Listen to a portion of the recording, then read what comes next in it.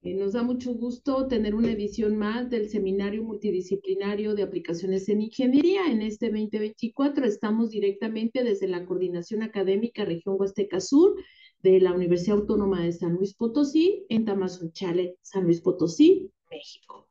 Y bueno, el día de hoy, como cada jueves, en punto de la 1 de la tarde, hora de México, tenemos pues estas actividades que normalmente participan académicos que nos vienen a compartir algunas innovaciones relacionadas con el conocimiento, con la ingeniería, pero también pues con la presentación a ciertos tipos de problemas sociales y de nuestros contextos, pero en la mayoría de las ocasiones también nos acompañan estudiantes de la coordinación y otros personas que quieren contribuir pues precisamente a atender estas problemáticas. ¿Verdad? Y el día de hoy tenemos a dos ponentes que me da mucho gusto recibirlas en este seminario.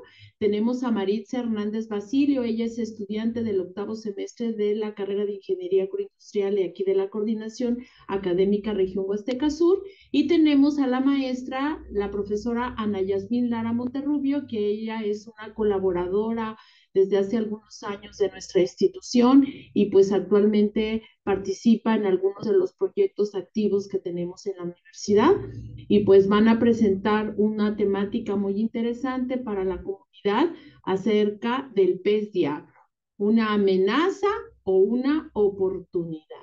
¿Verdad? Y ella pues nos van a contar cómo es que surge este proyecto, cómo es que están trabajando y cómo es que pues se ha llegado a esta temática. Entonces, dejo de compartir y pues bueno, les doy los micrófonos y la voz para que ustedes puedan darnos este conocimiento y contarnos qué es lo que ustedes están trabajando. Así es que, adelante, bienvenidas y me da mucho gusto recibirlas en este seminario. Muchas gracias, doctora. Hola, ¿qué tal a todos? Mi nombre es Ana Yasmín. Y hola, mi nombre es Maritza Hernández Basilio. Y bueno, vamos a estarles compartiendo acerca de un proyecto que empieza a partir de una problemática que hemos encontrado aquí en la zona huasteca. Em, Tenemos propuestas, tenemos evidencias de noticias de cómo este pez pues ha llegado a nuestras tierras y cómo ha amenazado, por así decir, la fauna y la biodiversidad dentro de la región. Vamos a comenzar dándoles un poquito de información del pez por si aquellos no conocen. Yo sé que muchos tal vez no los conozcan también con este nombre de pez diablo. Esto es muy, muy original de México. Entonces vamos a empezar para que ustedes conozcan un poquito del contexto.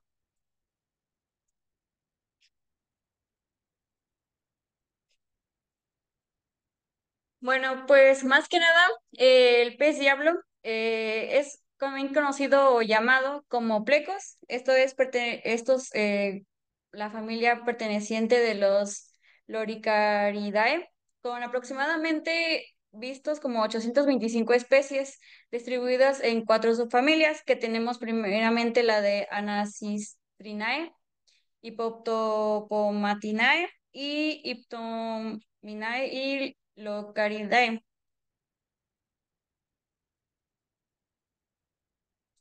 Su origen viene más que nada de la familia Locaridae. Se entrega, dice que por los bagres blindados en el origen Siluriformes, con cerca de 880 géneros y más de 800 especies originadas de Sudamérica. También hay mucha información de que su origen viene de Panamá, Costa Rica, y su distribución natural va desde las pendientes del Pacífico, de Costa Rica hasta el Uruguay, y muchas costas más de lo que viene siendo el continente americano.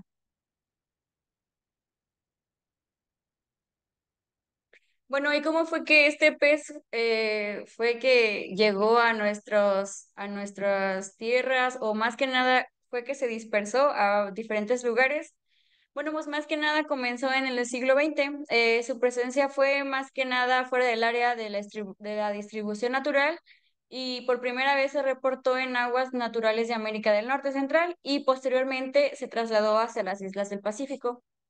Pero más que nada en México, los primeros reportes que se tiene es en 1995 en el río de Mezcala, localizado en la cuenca del río Balsas, esto en Guerrero.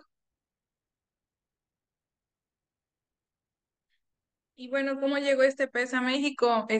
Pues no hay un reporte al 100% de cómo es que este pez se introdujo a nuestra República Mexicana, pero sí se tienen algunas hipótesis, que por ejemplo, una de ellas dice que fueron introducidos específicamente a una laguna del ingeniero Carlos Ramírez.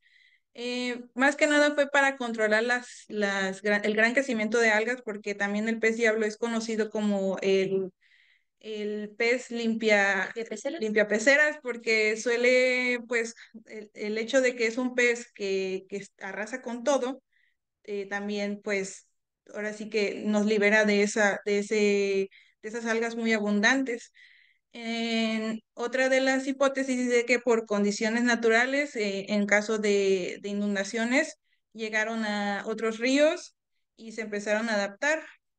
Este es un caso de que nos menciona de que el pez diablo realmente puede adaptarse a cualquier tipo de agua dulce, aunque también hay algunas noticias que no integramos aquí, pero que nos menciona de que ha habido avistamientos de adaptación a aguas saladas. Realmente no nos consta mucho, por eso no lo incluimos aquí, pero el hecho de que sea el pez diablo a veces sí nos pone a pensar y decimos de que tal vez puede que sea posible, pero necesitamos un poquito más de información al respecto.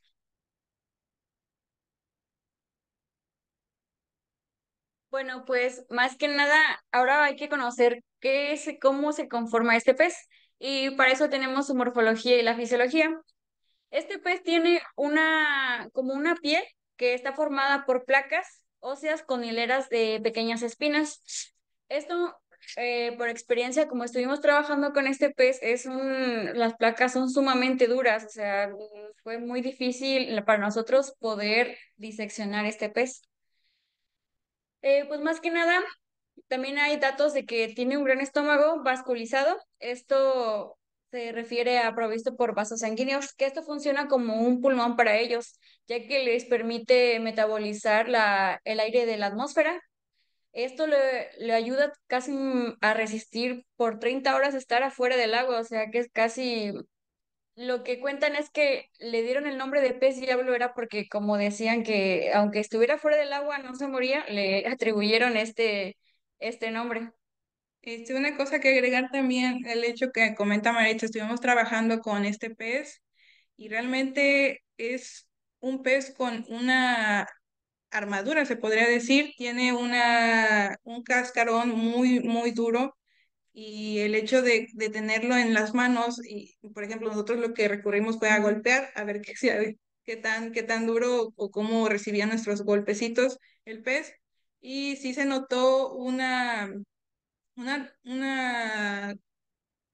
un caparazón muy grueso. De hecho, muchos a los que les hemos comentado al respecto de cómo se sintió, pues, estas escamas del pez diablo, nos comentaban de que, oigan, y no es posible que sea parecido a lo que es la piel de cocodrilo y pues se podría decir que es similar, y la verdad es que también se podría decir que es un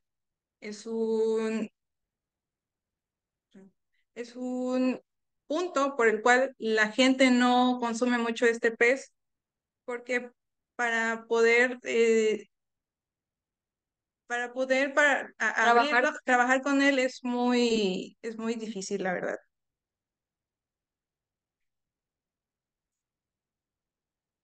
Bueno, pues su ciclo de vida o la reproducción tenemos que va desde, más que nada, la reproducción se lleva cuando hay la época de lluvias, o sea, los machos construyen estas madrigueras de anidación en los túneles o llanuras en donde se presentan estos tipos de inundaciones.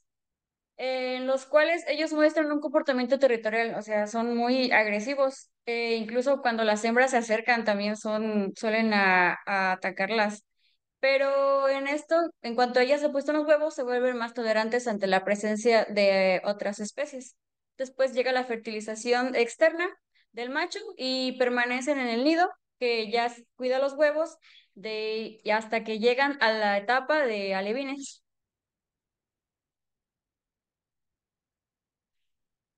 Y bueno, tomando en cuenta el tema de, ¿es depredador el pez diablo? Pues ahora sí que información valida el hecho de que el pez diablo se considera una especie invasora y una amenaza para la biodiversidad de los ecosistemas en todo México. Devora la hueva de otras especies, tanto a sus alevines, y pues un comportamiento territorial, como marca mi compañera Maritza, y que se acentúan también cuando, por ejemplo, las hembras depositan sus huevos, pero en la cuestión de proteger a los huevos. Es 100% omnívoro, puede sobrevivir en lugares donde otros peces mueren, o sea, ellos se adaptan a cualquier estilo de agua. Respira el agua del aire de la superficie y no le afecta la aparición de sedimentos o algas. También se reproduce muy rápidamente, y esto pues satura los ecosistemas naturales, y dice que las únicas especies que pueden alimentarse del pez diablo llegan a ser nada más nutrias, algunas aves y los cocodrilos. Y pues de ahí viene, les comentaba que la falta de interés por comercializarlo, pues está creando una gran amenaza para la biodiversidad, porque lamentablemente no hay ni siquiera propuestas para poder sacarle provecho a este pez.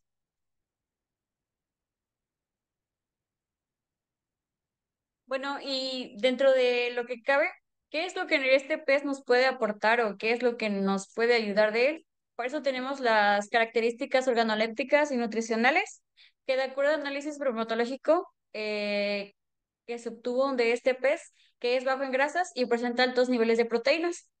Esto nos puede ayudar a clasificarlo como un pez blanco. También se realizaron pruebas de usos de características de sabores, la cual consistió más que nada en cocer el pez con agua y sal. Este pez es, pues, como casi similar a los demás, los que comúnmente conocemos, tuvo una gran aceptación, o sea, no tiene un sabor o un olor feo o diferente que pueda presentarse. Y bueno, aquí vamos a presentar algunas noticias que pues han llegado a nuestras localidades de Tamazunchale. Esta nota periodística nos comparte que eh, los pescadores de nuestra región, de nuestros ríos en Tamazunchale, han estado visualizando la aparición de estos peces mediante sus pescas. Ellos normalmente vienen aquí a pescar mojarras, pero se han llevado la sorpresa de que de repente pues obtienen este pez muy distinto a lo convencional. Y esto se fue haciendo más y más recurrente, que ha llegado a un punto en donde es preocupante porque pues la gente se informa, la gente ve a este pez, no lo reconoce, busca al respecto y se informa, se entera de que es una amenaza. Entonces, el hecho de estar viendo más y más apariciones al día en las pescas, pues empezó a preocupar a todos estos pescadores. Entonces aquí nos vamos con el ciudadano Jairo Josué Contreras, que él tuvo una propuesta muy interesante. Tuvo una propuesta muy interesante en donde nos mencionaba de que quería hacer una pesca colectiva del pez diablo para pues obtener el pez en sí y empezar a crear algunos productos o ver en qué se podría aprovechar. La propuesta de él vino siendo una competencia de pesca en donde invitó a todo el pueblo de Tamazunchale y de los alrededores a participar. Esta propuesta aún sigue en pie, estamos viendo qué fecha le ponemos y para que podamos empezar a hacer esto como una actividad y luego también concientizar a las personas en que el pez diablo claramente es una amenaza, pero también podemos aprovecharlo y empezar también económicamente para los ciudadanos de Tamazunchale. Siguiente.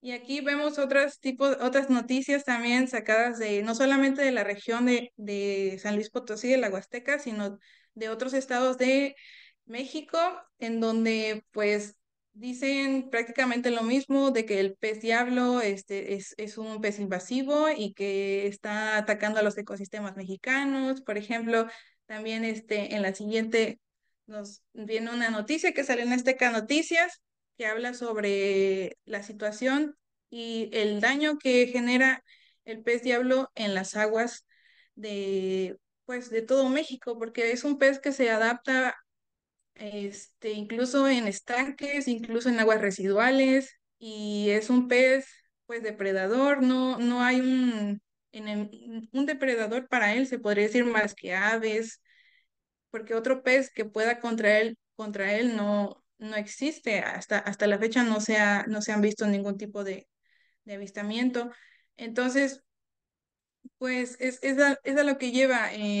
¿Cómo podemos aprovechar este pez diablo? ¿Qué podemos hacer con él? ¿Qué se nos ocurre?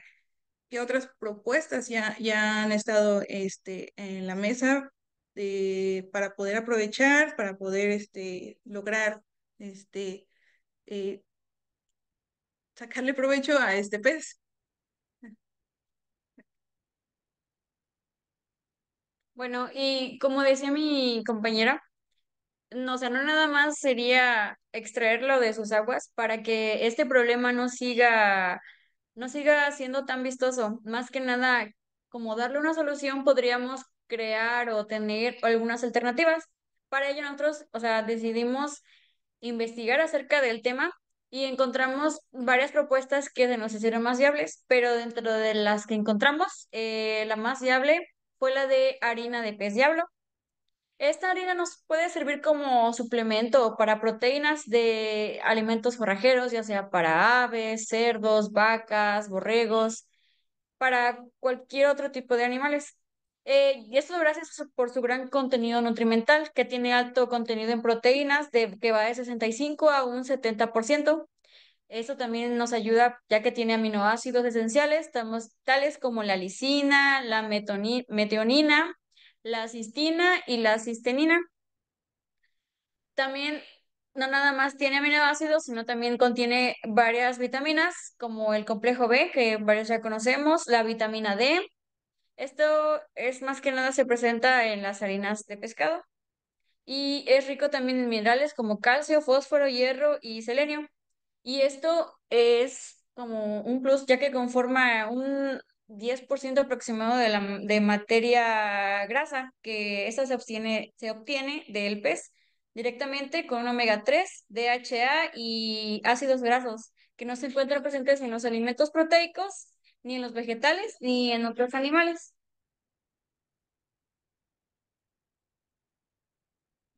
Bueno, y esto, ¿cómo fue que lo realizamos? ¿O cómo fue que tuvimos, no sé, esta iniciativa? Pues más que nada empezamos con obtener la canal o el pez. Después, nos fuimos a tener que realizar una decapitación, ya que por lo que habíamos mencionado, estuvimos analizando varias formas de cómo poder, ahora sí que acabar con este pez, ya que como lo mencionamos, tiene unas escamas sumamente duras. Lo que optamos y más que nada vimos es de que era la decapitación.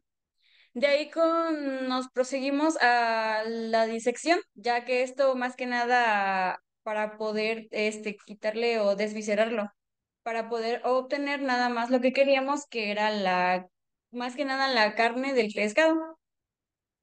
Después nos lo sometimos a un descascarado, se podría decir. Pero de esto vimos que era sumamente difícil, ya que, como mencionamos, es un pez sumamente duro. Optamos por llevarlo a una cocción. Más que nada era como a hervirlo a 98 grados centígrados aproximadamente por 5 minutos y después someterlo a un choque térmico para poder ayudarnos a quitarle lo de las escamas que tiene. Ya de esto lo sometimos a un, ¿cómo se podrá decir? A un, ¿cómo dice, cabrón? Pero a quitarle Ah, bueno, ahí fue una separación entre lo que es la escama y la carne y también el hueso para posteriormente disecarlo. Bueno, Sí, ya después de esto lo sometimos a un proceso de secado en un horno de convección. Esto más que nada a una temperatura de 60 grados centígrados aproximadamente por 12 14 horas para poder eliminar toda el agua que contiene este pez, que en su mayoría pues es como el 80%. Esto más que nada para ya podernos ayudar a una harina, a obtener la harina. Lo que queremos en la harina pues es que no tenga humedad. Después de eso lo sometimos a una molienda para después posteriormente obtener un tamizado de esa especie eliminando los huesos y obteniendo nada más ahora sí que la pura carnita seca. Y esto ya también lo sometimos a varias pruebas. Por el momento solamente le hemos realizado humedad y cenizas. Y también vimos que la harina de pescado es una muy buena alternativa como un hormono orgánico, ya que las características químicas que contiene tiene altos valores de nitrógeno, un 7,74% y cenizas del 34 al 0,7%, por lo que vimos es que puede ser utilizada también como abono vegetal.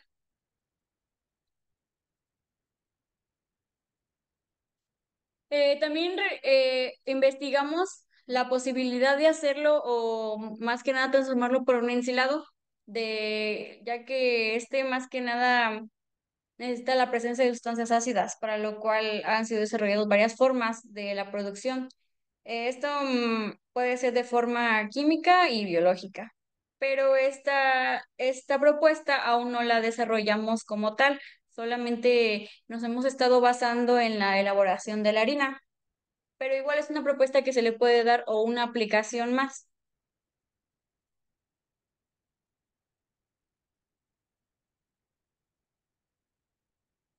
Y también, o sea, no nada más, como más que nada nos quisimos enfocar en el hecho de que a la gente pues ve al pez y ahora sí que lo ve con mala cara o como lo comentaba mi compañera, es muy difícil trabajar con él ya que tiene como lo mencionamos, su cáscara es muy dura, pues más que nada no sé, no se les antoja, no se les apetece consumirlo, pero también encontramos que puede ser enfocado en la gastronomía por las características de la carne que tiene, pues la preparación para este pescado pues puede ayudar. Más que nada, como lo mencionábamos, desmenuzado. Esto más que nada lo vimos que lo preparaban con achiote, casi como la cochinita pibil, y también puede ser ocupado o transformado en filetes, más que nada por la cola del pescado, por la firmeza de la piel, que se puede hacer en rebozados o ya sea empanizados. de hecho estuvimos platicando con una amiga, ella es peruana, le preguntamos acerca del pez diablo, si lo conocía, ella nos dijo que sí, que lo conocía con otro nombre, que no recuerdo exactamente cuál era, y que era muy común ingerirlo allá en Perú. Y que más que nada creo que la receta más tradicional en cuanto al pez diablo era el asado con guarniciones típicas de Perú y de la región de donde es ella. Entonces, sí nos llamó mucho la atención porque realmente nos interesa también en futuros trabajos ver qué más podemos sacar de este pez diablo, si se puede comercializar de la manera en que nosotros, por ejemplo, los seres humanos podemos ingerirlo, este, pues ya un poquito más comúnmente sin ponerle tantos gestos, porque sí hemos estado preguntando a conocidos acerca del pez diablo y realmente ninguno lo ha probado, solamente nos han llegado a decir de que no, pues nada más he escuchado por ahí que en en las localidades en las comunidades llegan a comerlo, que lo hacen en hoja de plátano, que lo hacen con tal salsa, y, O en caldos. o en caldos como ceviche. Entonces sí nos queda como que esa duda y también tenemos que investigar más a fondo de eso, porque, por ejemplo, una de las cuestiones que tuvimos al momento de estar haciendo la harina fue pues la suciedad de los ríos. Fue un tema que sí hay que trabajar también un poquito más a fondo porque no nos convenció, no nos convenció mucho el tema de simplemente procesarlo tal cual de las ingerido del agua. Sí, se le llevó un lavado y todo, pero necesitamos buscar otro tipo de procesos en donde pueda ser todavía más higiénico si es que lo queremos llevar al consumo humano. Y como conclusiones, Y también como futuros trabajos, tenemos planeado, bueno, más que nada nuestra investigación aún como tal no está concluida. Nada más llevamos la parte de transformación, de obtener, de tener el pez a obtener la harina. Pero también, o sea, como cada trabajo, no nada más es la obtención de nuestro producto, sino más que nada también es refutar la investigación. Esto con análisis. Nosotros tenemos planeado continuar con análisis de lípidos y proteínas. Esto más que nada para analizar la calidad de esta harina, para darle la aplicación que más que nada la queremos ocupar como alimento forrajero para ver si, como lo decíamos, en realidad cumple con las características que encontramos. Y también, como lo mencionaba mi compañera, también observar o ver si es viable, si este pez es para consumo humano. Obviamente le tenemos planeado darle los análisis microbiológicos necesarios para poder decir si sí es viable el consumo humano o solamente es viable para consumo de animales. sí, también estamos como futuros trabajos, igual meternos un poquito también al tema de contaminación de ríos, hacer análisis de los ríos, también porque tenemos un tema muy delicado aquí en Tamazunchale en cuestión de los ríos. Entonces, de las zonas en donde más se lleguen a encontrar estos ejemplares, pues tomar muestras y también ver qué nos arrojan los análisis, sobre todo porque también si uno quiere llegar a consumirlo, ya haciéndolo un poquito más, más sano, se podría decir, también hay que aplicar ciertas normas de salud. Entonces, si queremos como que abarcar lo más que se pueda en cuestión de que si el pez sí puede ser ingerido por los seres humanos. Perfecto. Pues muchas gracias, Maritza y Ana. Me da mucho gusto ver que van avanzando en este tema, sobre todo porque era una preocupación de la comunidad, ¿verdad? Desde la invasión del pez, de la contaminación de los alimentos que pudieran estar potencialmente en el río, ¿verdad? Porque la gente pues vive de la pesca también en las comunidades rurales aquí del río Amajac, del río Moctezuma, etcétera. Entonces yo creo que tenemos mucho trabajo que hacer en esa área y pues yo las felicito por haber tomado este reto y pues estar evaluando la literatura, estar viendo qué están haciendo en otras partes y sobre todo cuál es el aporte cultural, ¿no? Porque pues con nosotros no es común ni la especie ni los productos que se pueden aprovechar de él, pero pues no pasa esto en otros países. Entonces, me da mucho gusto que estén haciendo sus experimentos, ya nos estarán contando en una siguiente edición del seminario cuáles han sido los resultados que van a obtener en otros productos y pues cómo van con la harina. Y ya estaremos probando esta carnita del pez diablo, ¿verdad? Y yo creo que vamos a dejar las preguntas para que nos las pongan aquí en las redes sociales que nos están viendo desde Facebook y también directamente a los que están aquí en el Zoom y los que están en el auditorio de la coordinación, pues nos vayan dejando sus preguntas, etcétera, y ya podamos irles contestando a través de estos medios, porque ya tenemos aquí a nuestra siguiente invitada. Anita y Maritza, muchas felicidades. Les vamos a hacer llegar también su constancia y pues ya estaremos platicando de los siguientes pasos de este trabajo. Y vamos a dar inicio También si tienen dudas, pues aquí nos le ponen en el chat o nos lo ponen en el Facebook o me lo mandan a través del WhatsApp y yo se los hago llegar aquí a Maritza y Anita para que nos vayan contando y un saludo también al doctor Vicente que nos está viendo por ahí y a quienes nos están viendo a través de las redes sociales. Entonces, vamos a dejar de compartir Maritza y Anita para poder, listo. De hecho, tenemos aquí a la doctora Macrina Beatriz Silva Cázares. Ella es profesora investigadora en la carrera de licenciatura en enfermería en la Unidad Académica Multidisciplinaria Regional Altiplano de la Universidad Autónoma de San Luis Potosí. Y bueno, recientemente ganadora del premio como investigadora joven del Consejo Potosino de Ciencia y Tecnología en el estado de San Luis Potosí, pues nos da mucho gusto que nos comparta hoy sobre el uso de nanopartículas como potenciales blancos terapéuticos en cáncer de mama.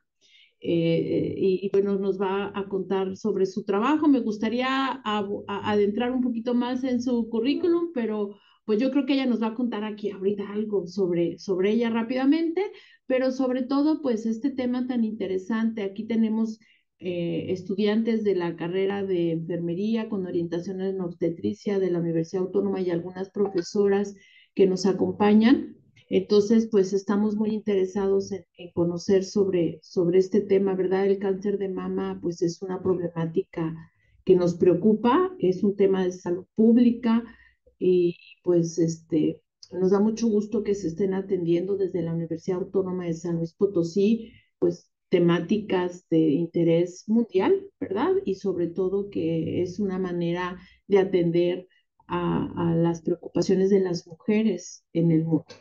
Entonces, adelante, Macri, adelante, doctora, te dejamos los micrófonos y pues nos da mucho gusto recibirte aquí en esta sesión el día de hoy. Ahí estamos desde el auditorio de la coordinación académica, yo estoy en mi oficina, luego nos dividimos, Iram está por allá controlando el auditorio, por si se va la señal, tener más oportunidad de conectarnos y también estamos pues a través de Facebook y posteriormente en YouTube, en nuestras redes sociales. Adelante, doctora. Bienvenida Hola, a tu buenas casa. tardes, maestra, ¿cómo está? Pues con mucho gusto de tenerte aquí con nosotros.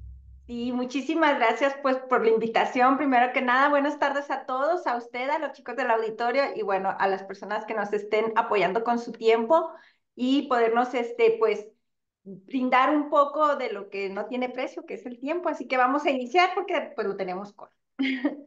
Bueno, pues aquí no sé si ya se ve bien el PowerPoint completo. Se ve el power, pero no como si estuvieras, en presentación, nada más es el power. ¿Y ahí ya se ve? Listo. Ahora Perfecto, sí. bueno. Pues vamos a Perfecto. iniciar. Muchas gracias. Me Primero, salgo pues para estoy dejarte muy los contenta micrófonos. de poder apoyar en esta actividad, muy agradecida con la doctora Pilar, con el CARS y con la UASLP. Bueno, pues la doctora Pilar nos apoyó con el título de la presentación en el cual pues quiero agregar que por aquí hay que agregar la parte de que el uso de nanopartículas como un acarreador para potenciales blancos terapéuticos en cáncer de mama. ¿Qué es lo que vamos a platicar de manera breve el día de hoy? Vamos a hablar, déjenme pongo el puntero, chicos. Sobre el objetivo, vamos a hablar de relativamente en el cáncer de mama, nanopartículas, obviamente su unión o cuál es el punto de convergencia que tenemos con él, la conclusión y un poco de las referencias bibliográficas.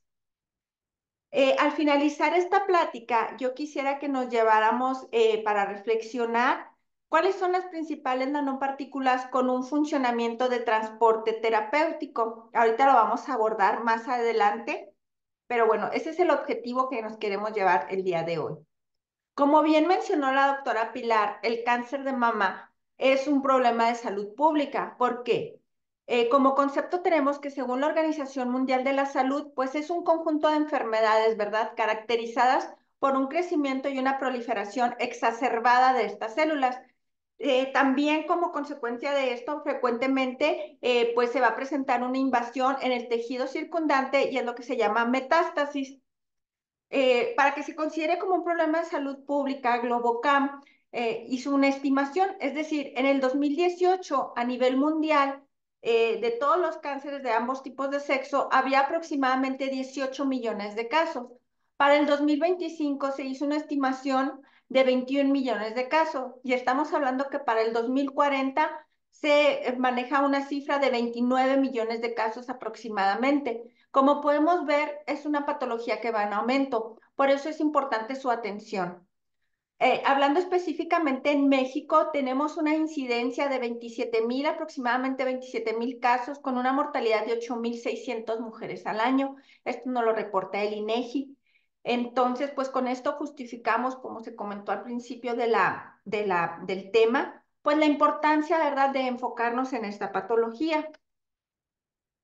Ahora, cuando hablamos de cáncer de mama, existen diferentes tipos de clasificación. Esta que estamos viendo aquí es una clasificación histológica, es la que se hace el patólogo. Sabemos que la histología se refiere a los tejidos. Entonces, si vemos la clasificación histológica, pues bueno, el cáncer de mama se va a dividir en dos, el carcinoma in situ y el carcinoma invasor. Y como podemos ver, cada uno de ellos tienen distintas subdivisiones o subtipos, hablando histológicamente. Esto es muy importante porque al descubrir de manera histológica, que sería la parte clínica, pues se puede ver de qué tipo es o específicamente dónde se encuentra ubicado, en qué parte de la glándula mamaria se encuentra ubicado. Pero no es la única clasificación. Es de nuestro interés platicar de la clasificación molecular del cáncer de mama. Ahorita la que mencionábamos eran los tejidos, ¿no? Acuérdense que los tejidos es un conjunto de células. Cuando hablamos de una clasificación molecular, nos referimos básicamente si existe una presencia o una ausencia de los receptores en las células de la glándula mamaria. Ya con esta información se hacen distintas clasificaciones.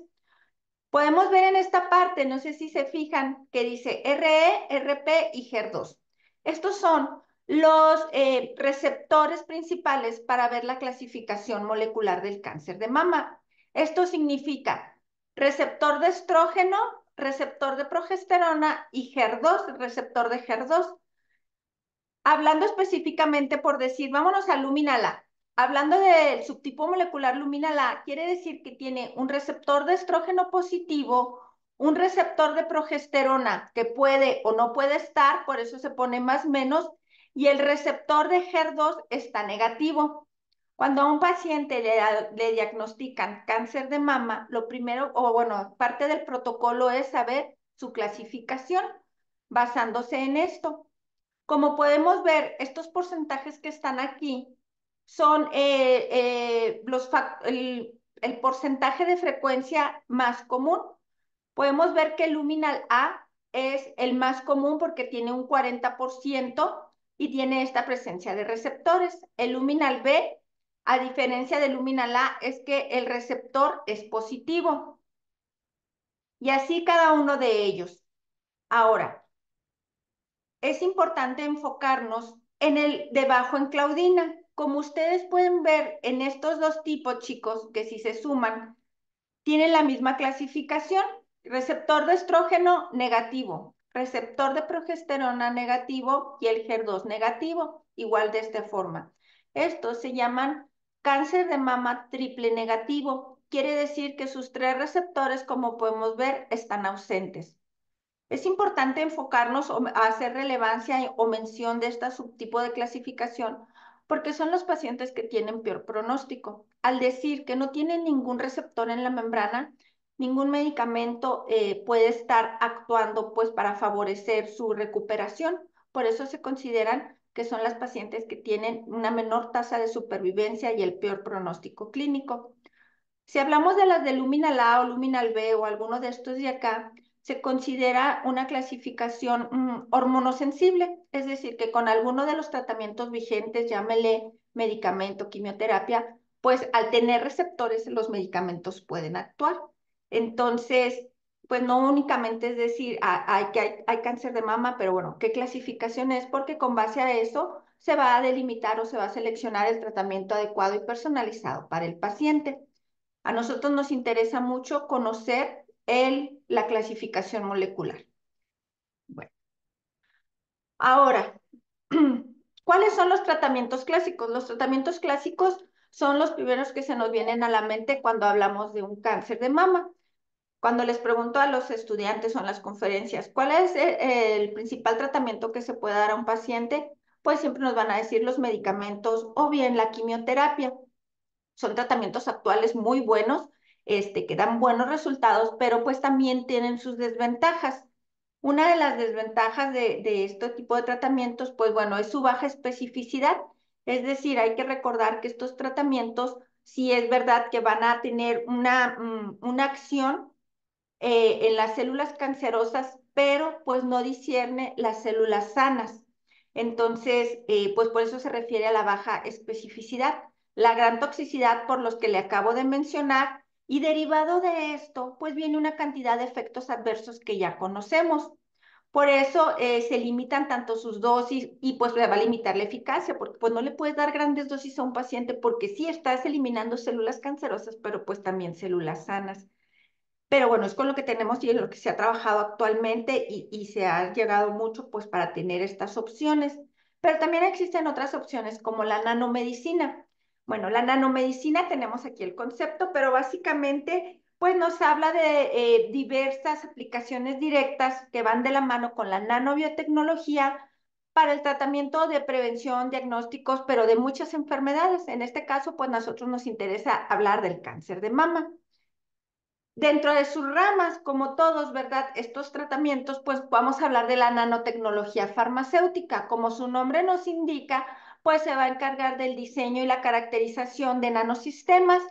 Eh, Como su nombre, pues hablando de nanos, que ahorita vamos a ver más adelante, lo que lo hace distinto, pues es el tamaño, ¿verdad? Estamos hablando de partículas de 1 a 200 nanómetros o bien hasta 200. Ahorita vamos a ver algunos ejemplos. Aquí tenemos una línea del tiempo, me gusta ponerla porque también es comparativa. Según el material, el que esté conformado la nanopartícula, pues su tamaño va a variar y también va a variar su aplicación, porque pues no es lo mismo hablar, no sé, de una molécula, una nanopartícula de oro o una nanopartícula de plata a una nanopartícula lipídica, porque sus características son distintas, también lo vamos a ver más adelante. Pero de manera general, pues tenemos nanopartículas muy pequeñas de 10 a 20 nanómetros y sus propiedades físicas pues van a cambiar bien drásticamente. Tenemos las nanopartículas que van de nanómetros, de 1 nanómetro a 1 micrómetro. Entonces, vamos a hacer una comparación. Un átomo, pues bueno, mide un Armstrong, ¿no? Y aquí tenemos, comparando el ADN, que es aproximadamente 1 nanómetro, aquí ya podemos hablar de nanotubos. Las proteínas, que sabemos que es el conjunto de aminoácidos, aproximadamente miden 10 nanómetros y ya lo podemos ver en una resolución litográfica. Algunos virus pueden llegar a medir 100 nanómetros, que es como similar a un transistor. Esto es a partir del año 2003. Y bueno, de 1 micrómetro a 10 micrómetros tenemos células y bueno, aquí también se puede comparar con un transistor. Entonces, todo esto nos habla como para darnos una idea, ¿no? De los tamaños que hay.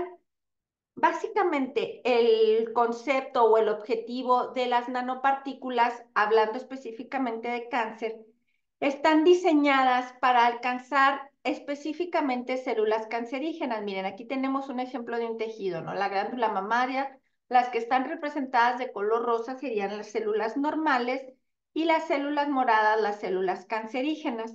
El objetivo de la nanopartícula es que transporte algún medicamento o alguna opción terapéutica que actúe con mayor eficacia específicamente en las células cancerígenas y por ende, pues con menos efectos adversos. Es decir, esta frase me gusta mucho, ¿no? Más medicamento donde más se necesita. Únicamente enfocado en el tejido enfermo, que es lo que hablábamos ahorita hace unos minutos, que algunas quimioterapia que sí es efectiva, lo podemos llamar de esa forma, o la radioterapia, pero pues también puede llegar a dañar las células normales. Entonces, pues nos estamos enfocando en este tipo y ya vimos sus tamaños. Aquí tenemos una línea temporal, ¿verdad? De cómo se ha desarrollado la nanomedicina contra el cáncer. Como hemos estado platicando, las nanopartículas se han ido produciendo desde el siglo XX. Inicia en el año 1964. Este está aquí, podemos ir viendo cómo se han hecho descubrimientos y cómo se ha afianzado el conocimiento de las propiedades de las nanopartículas. La primera publicada, tanto su estructura, fue la estructura lipososomal, que es esta que está aquí. Esta fue en el año 64. A medida que vamos avanzando, pues vamos viendo cómo ha ido creciendo. Por decir, en los 90, la FDA, que sabemos que es en Estados Unidos, aprobó el Doxil.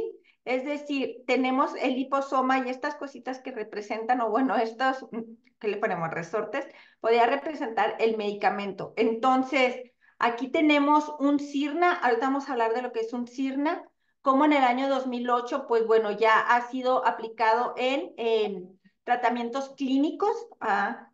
Y bueno, cómo se ha ido aumentando, ¿no? Las biomarcadores como proteínas para predecir diferentes efectos, o bien algunas respuestas nanoterapéuticas para predecir, ¿verdad? Y algunos medicamentos. Entonces, esta línea temporal es cómo se ha ido desarrollando las nanopartículas en este sentido. Haciendo un análisis de lo que acabamos de platicar, nos dimos a la tarea de escribir un artículo de revisión relacionado de este tema, en el cual ustedes lo pueden ver, está disponible, es de Open Access, y pues nos habla básicamente de cómo se conformó esta conferencia o esta pequeña charla de las nanopartículas lipídicas como pues sí, un medio de transporte en microRNAs o RNAs no codificantes en cáncer de mama. Básicamente les voy a resumir el artículo. Si estamos hablando de nanopartículas y microRNAs, pues primero tenemos que saber qué es un microRNA. Un microRNA o MIRNA son sinónimos, lo podemos encontrar así en la literatura. Los microRNAs o los MIRNAs, pues bueno, primero fueron descubiertos desde 1933. Se estaba estudiando un gusanito, el C. elegans, y por ahí se vieron pequeñas moléculas de ácido ribonucleico. No pueden exceder los 23 nucleótidos, por eso se llaman micros.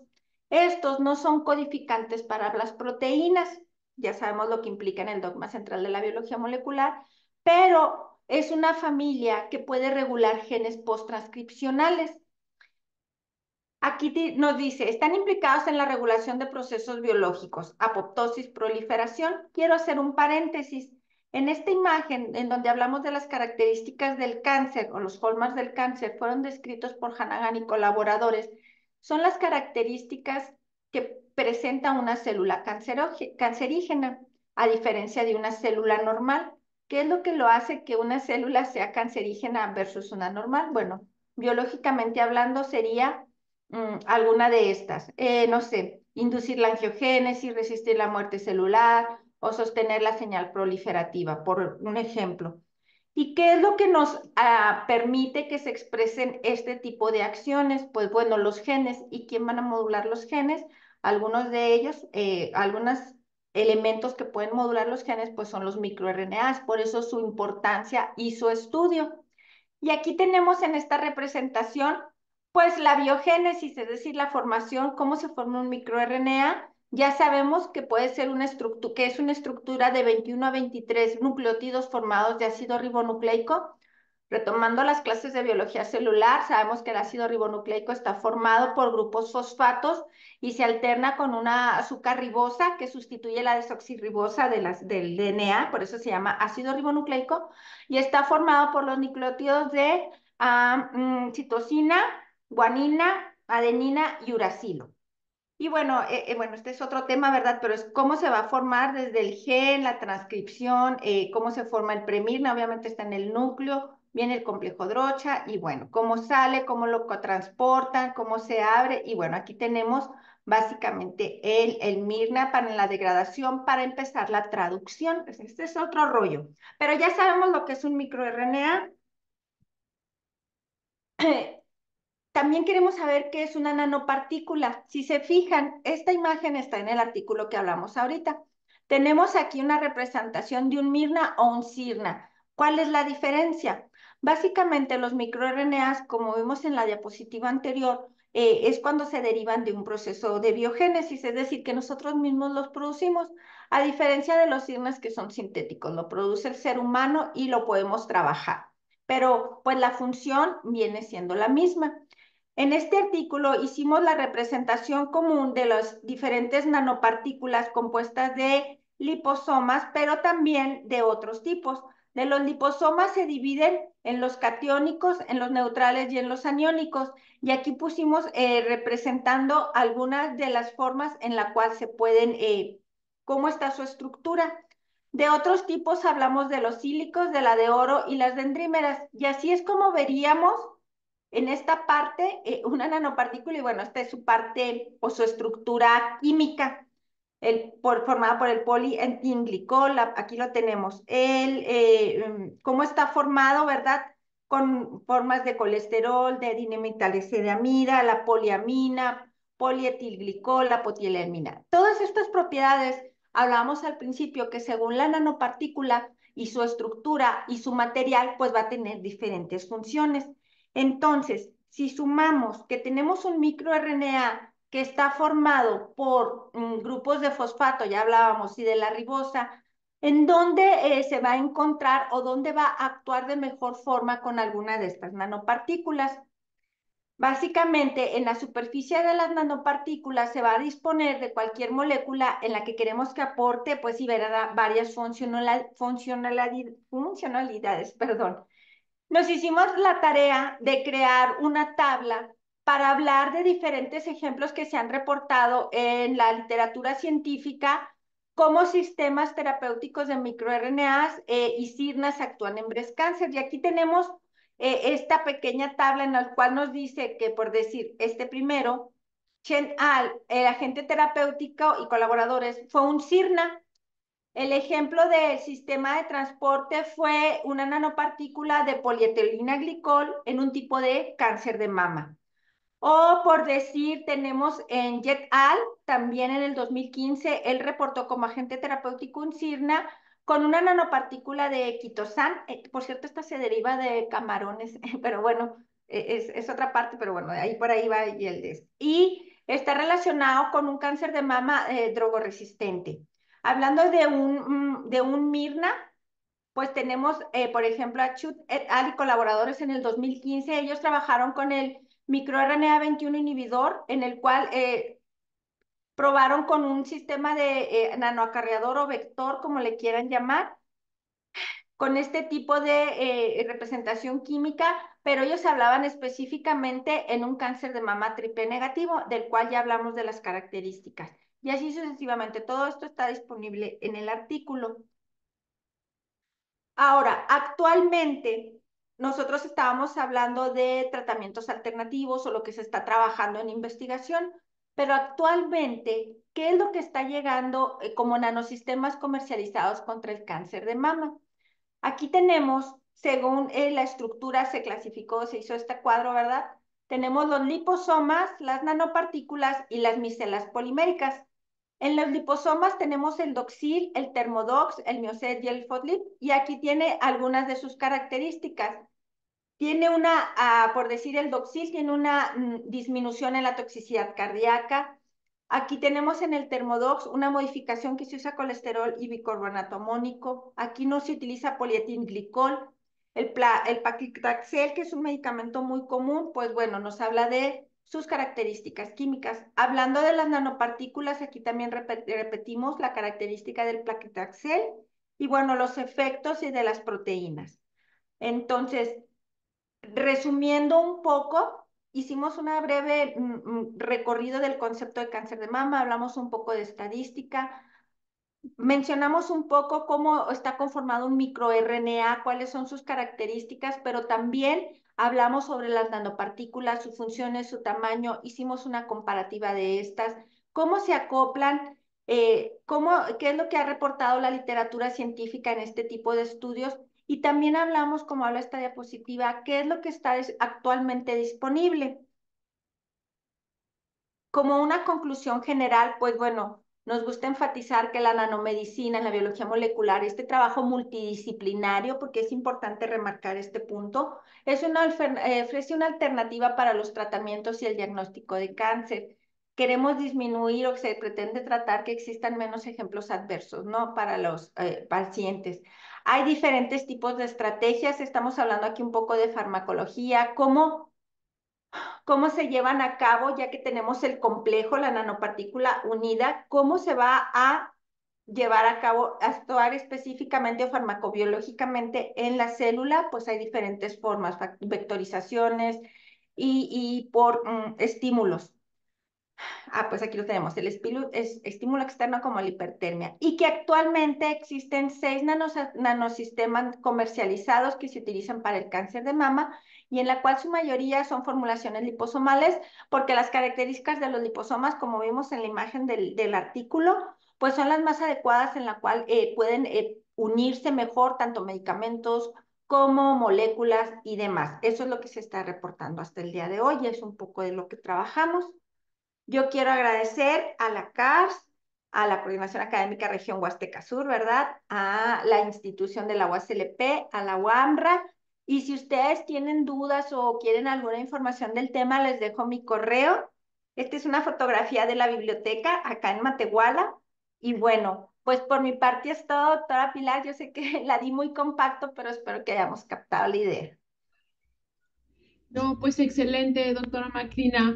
Me da mucho gusto ver estos temas pues tan interesantes. Yo soy de otra área del conocimiento, pero pues realmente ir viendo toda la parte de la medicina con materiales, que es algo que también trabajo yo, pero pues con otra perspectiva, ¿no? Otra aplicación totalmente diferente, como en el área de la salud. Estaba aquí platicando con Sarita, que ella está muy interesada en temas de salud. Ella estudió física pero le interesa pues particularmente los temas de, de la física aplicada a la medicina y pues específicamente en el área de materiales. Entonces, estos seminarios pues nos dan una visión más completa de cómo las líneas del conocimiento, las áreas pues se van entrelazando de manera muy interesante y cómo es que van haciéndose temas de estudios de frontera, ¿verdad? Y Claro, y aplicando otras también cosas. perdón, quiero aprovechar para hacer el comercial. Ya ves que ya va a salir de la convocatoria del verano de la ciencia, maestra. Entonces, por ahí va a haber un proyecto disponible que yo pues propuse, por si algún estudiante se encuentra interesado, pueda ver la convocatoria. Es un proyecto muy similar a lo que acabamos de platicar. Y pues bueno, por si se encuentran interesados, chequen la convocatoria y ahí vamos a estar.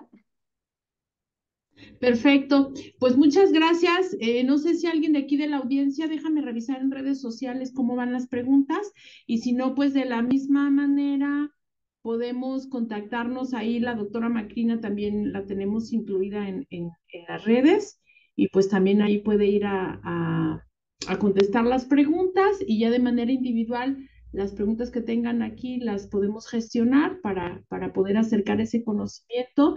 Me da mucho gusto que nos hayas podido acompañar y darnos más luz en estos temas y ver otras oportunidades, especialmente pues por la carrera de enfermería que tenemos aquí en la coordinación, pero también me encanta esa forma. Este seminario es un seminario multidisciplinario de aplicaciones en ingeniería.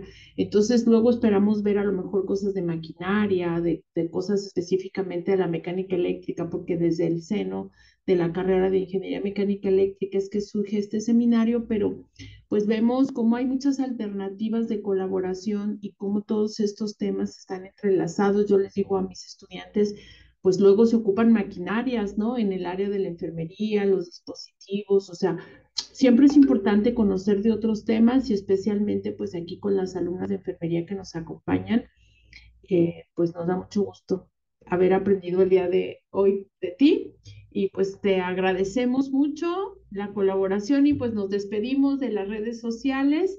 Muchas felicidades, doctora, por este trabajo tan maravilloso que están haciendo allá en Matehuala. Hasta pronto. Gracias a ustedes, feliz tarde y felices casi vacaciones. Sí, qué buenas noticias. Hasta luego. Adiós, adiós jóvenes, gracias a todos.